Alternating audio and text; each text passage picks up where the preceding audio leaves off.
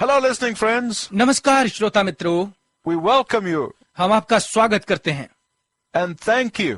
और आपका धन्यवाद करते हैं And we look forward to hearing from you. और हमें आपसे सुनने की प्रतीक्षा है।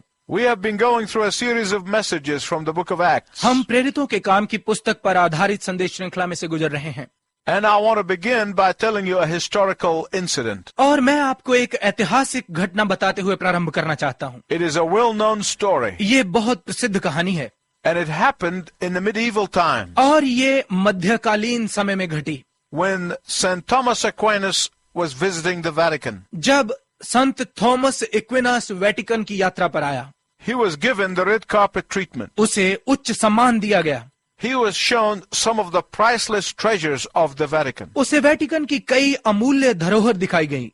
He was bedazzled by the enormity of the wealth of the Vatican. वो वेटिकन का असीम वैभव देखकर बहुत आश्चर्यचकित हुआ And at the end of his visit, और अपनी यात्रा के अंत में still bedazzled with this fabulous wealth, अभी भी इस शानदार वैभव से आश्चर्यचकित a senior clergyman looked at him and said, एक वरिष्ठ पादरी ने उसे देखकर कहा, "You see, Thomas, थॉमस तुम देखो, now the church can no longer say what Peter said in Acts chapter 3. कलीसिया अब वो नहीं कह सकती जो पतरस ने प्रेरितों के काम 3 अध्याय में कहा था, Silver and gold have I none." सोना और चांदी तो मेरे पास नहीं है। At that point, St. Thomas Aquinas looked at the cardinal and said, उसी समय संत थॉमस एक्विनास ने मुख्य प्रधान की ओर देखा और कहा, "Neither can we say, but at the name of Jesus rise up and walk." हम ये भी नहीं कह सकते कि यीशु के नाम से उठ और चल फिर। It comes as no surprise to most of us हम में से अधिकतर के लिए ये आश्चर्य की बात नहीं है that one of the greatest hindrances to the power of God working among his children कि परमेश्वर के बच्चों में काम करती हुई परमेश्वर की शक्ति के रास्ते की एक सबसे बड़ी रुकावट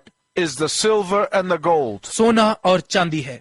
What do I mean by this? इससे मेरा क्या अर्थ है That our human resources and our blessings कि हमारे मानवीय प्रावधान और हमारी आशीषें often gets in the way of experiencing the power of God. अक्सर हमारे परमेश्वर की शक्ति का अनुभव करने के रास्ते में आ जाती है। That our trust in material possessions often hinders our fully trusting in God. कि भौतिक धन संपत्ति पर हमारा भरोसा अक्सर पूर्ण रूप से परमेश्वर पर भरोसा रखने में हमारे लिए रुकावट बन जाता है। Our preoccupation with what we have and what we want to have is constantly crowding out God's power of our lives. जो हमारे पास है और जो हम पाना चाहते हैं उसमें हमारी लीनता परमेश्वर की शक्ति को लगातार हमारे जीवनों में से बाहर निकाल रही है। Our focus on our likes and dislikes हमारी पसंद और नापसंद पर हमारा केंद्रित रहना keeps the hand of God from doing what He wants to do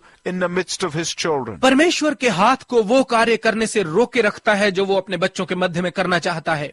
Even those who want miracles in their lives. यहाँ तक कि वो लोग भी जो अपने जीवनों में आश्चर्यक्रम चाहते हैं। Even those who want to see God's supernatural intervention in their lives. यहाँ तक कि वो भी जो अपने जीवनों में परमेश्वर का अलौकिक हस्तक्षेप देखना चाहते हैं Are often asking for those things for selfish and self-serving reasons. अक्सर इन चीजों को स्वार्थी और आत्महित के कारणों से मांगते हैं। They may pay lip service to giving God the glory, वो चाहे होठों से परमेश्वर को महिमा देते हों, but often what we ask for is what we want परंतु अक्सर हम वही मांगते हैं जो हम चाहते हैं and not what God wants. और वो नहीं जो परमेश्वर चाहता है। In Acts chapter 3, प्रेरितों के काम 3 अध्याय में the Bible spells out clearly the true understanding of miracles, signs, and wonders. वचन आश्चर्य कर्मों, चिन्हों और अचंभों की समझ का असल उल्लेख करता है। In Acts chapter 3, it tells us unequivocally that God's supernatural interventions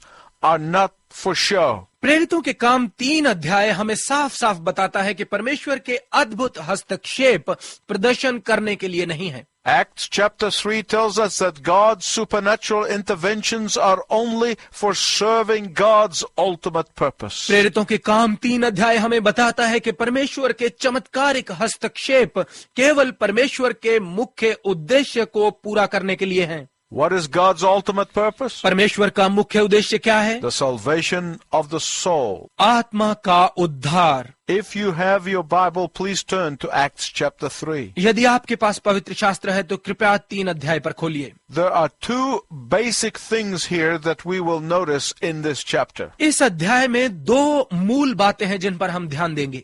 First, पहली, you will notice that this is the first miracle performed by the apostles. आप देखिए कि प्रेरितों के द्वारा किया गया ये पहला आश्चर्यक्रम है। Secondly, दूसरा, you will hear the second sermon preached by Peter. आप पतरस को उसका दूसरा संदेश प्रचार करता हुआ सुनते हैं। His first sermon was on the day of Pentecost. पहला संदेश उसने पेंतेकुस्त के दिन दिया था। What was this first miracle? ये पहला आश्चर्यक्रम क्या था? Peter and John, who have been close friends, पतरस और यूहन्ना जो कि बहुत करीबी मित्र रहे थे, Peter and John, who were business partners, पतरस और यूहन्ना जो अपने व्यवसाय में भी साझीदार थे, Peter and John, who together with James made up Jesus's inner circle, पतरस और यूहन्ना और याकूब एक साथ यीशु का अंदरूनी दायरा थे। Peter and John, whom Jesus entrusted with preparation for the Passover meal, पतरस और यूहन्ना जिनके साथ मिलकर यीशु ने फसह के भोजन की तैयारी की। Peter and John, who alone followed Jesus to the high priest's house after his arrest, पतरस और यूहन्ना जो केवल यही दोनों थे जो यीशु की गिरफ्तारी के बाद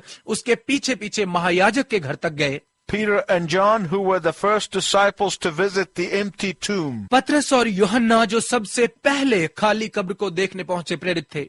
here we see them traveling and ministering together. यहाँ हम उन्हें साथ में यात्रा करते हुए और सेवा करते हुए देखते हैं। It was about 3 o'clock in the afternoon. ये दोपहर के करीब 3 बजे का समय था। The Jews prayed 3 times a day. यहूदी दिन में 3 बार प्रार्थना करते थे, The morning, at noon, and in the evening. सुबह, दोपहर को और शाम को। And Peter and John were walking on the evening prayer time. और पतरस और यूहन्ना शाम की प्रार्थना के समय बाहर जा रहे थे, When the crowd would be at its peak. जब भीड़ बहुत ज्यादा रहती थी। They were confronted by human hopelessness. वहां उन्होंने मानवीय बेबसी को पाया। They saw this man sitting in front of the beautiful gate on the side of the temple. उन्होंने इस व्यक्ति को देखा जो भवन के खूबसूरत द्वार के पास बैठा था। And this man was at the peak of his human hopelessness. और ये व्यक्ति पूरी तरह से मानवीय मायूसी के शीर्ष पर था। As a physician, Dr. Luke was interested in this man's congenital condition. एक वैद्य होने के नाते डॉक्टर लूका इस व्यक्ति की पैदाइशी स्थिति में रुचि दिखाते हैं। In Acts 3:2, प्रेरितों के काम 3 अध्याय का 2 पद it tells us that this man was born crippled. हमें बताता है कि ये व्यक्ति जन्म से लंगड़ा था। In Acts 4:22, प्रेरितों के काम 4 अध्याय के 22 पद में they tell us that he was in this condition for 40 years. वे हमें बताते हैं कि वो 40 साल से इस हालत में था। This man was so severely crippled that others had to carry him everywhere. ये व्यक्ति इतना अधिक लंगड़ा था कि दूसरों को उसे उठाकर हर जगह ले जाना पड़ता था। And all that this man was hoping for was just barely physical survival. और इस व्यक्ति की सारी आशा केवल जीवित रहने के लिए थी। All that this man was hoping for इस व्यक्ति की सारी आशा केवल यही थी, was begging for whatever he could get to merely exist. वो भीख मांग रहा था कि जीवित रहने के लिए उसे कुछ भी मिल जाए। But my listening friend, please listen carefully. परंतु मेरे श्रोता मित्र कृपया बहुत ध्यानपूर्वक सुनिए। This is a picture of each one of us. ये हम में से प्रत्येक की तस्वीर है। We were all born with a crippling disease called sin. हम सब लंगड़ेपन की उस बीमारी के साथ पैदा हुए जिसे पाप कहते हैं। We were all born with eternal hopelessness written all over us. हम सब अनंत मायूसी लेकर पैदा हुए। Whether we are born in a mansion or in a hut, चाहे हमने किसी महल में जन्म लिया है या किसी झोंपड़ी में, whether we are born rich or poor, चाहे हम गरीब पैदा हुए या अमीर, we were all born in sin and with sin. हम सब ने पाप में और पाप के साथ जन्म लिया। We were all born heading for eternal destruction. हम सब जन्म से अनंत नाश की ओर बढ़ते हैं। Throughout our lives, when you know other way of living other than enslavement to sin, हमारे पूरे जीवनों में जब आप पाप की गुलामी के सिवाय जीने का कोई और रास्ता नहीं जानते, Throughout our lives, we knew no other way of living other than merely existing. हमारे पूरे जीवनों में जब आप केवल जीवित रहने के सिवाय जीने का कोई और रास्ता नहीं जानते, Throughout our lives, we knew no other way of living other than Satan and sin. हमारे पूरे जीवनों में जब आप शैतान और पाप के सिवाय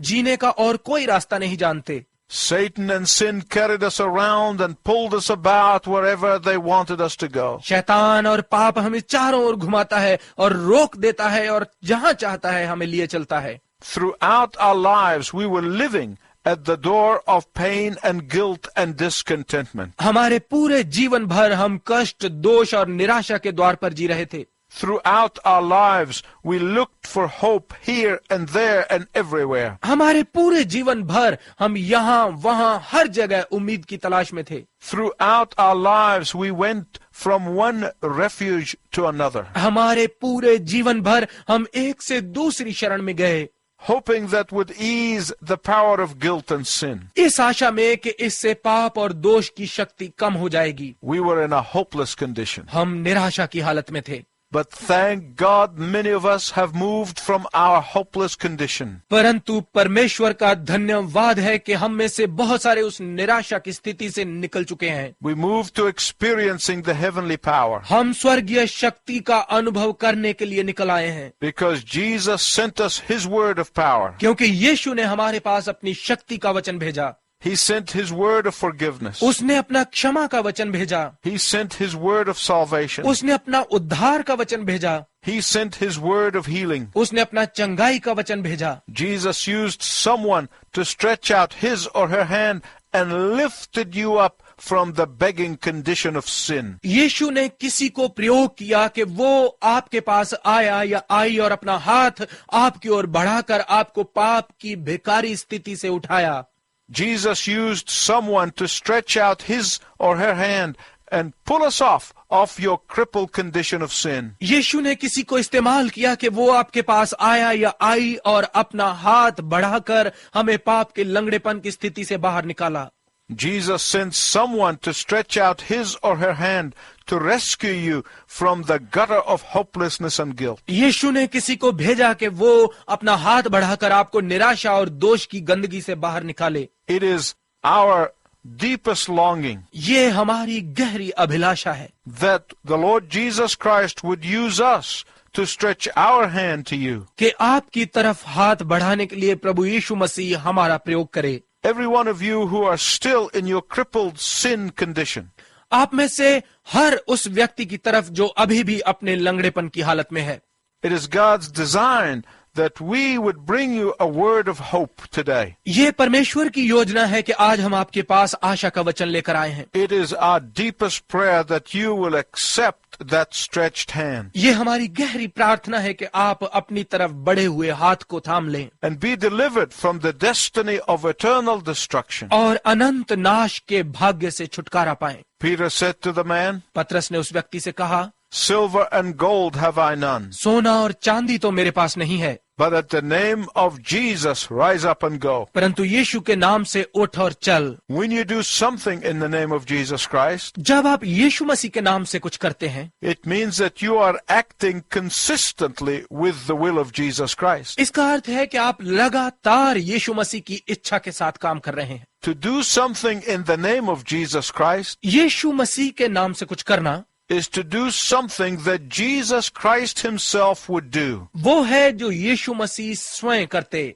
To do something in the name of Jesus Christ यीशु मसीह के नाम से कुछ करना is to do something in Jesus' authority. यीशु के अधिकार से करना है. To do something in Jesus' name यीशु के नाम से कुछ करना is to do something with Jesus' delegated power. यीशु की प्रतिनिधित्व की शक्ति से करना है. So Peter commands the beggar to get up, तो पतरस भिखारी को खड़ा होने की आज्ञा देता है and he did get up. और वो खड़ा हो गया.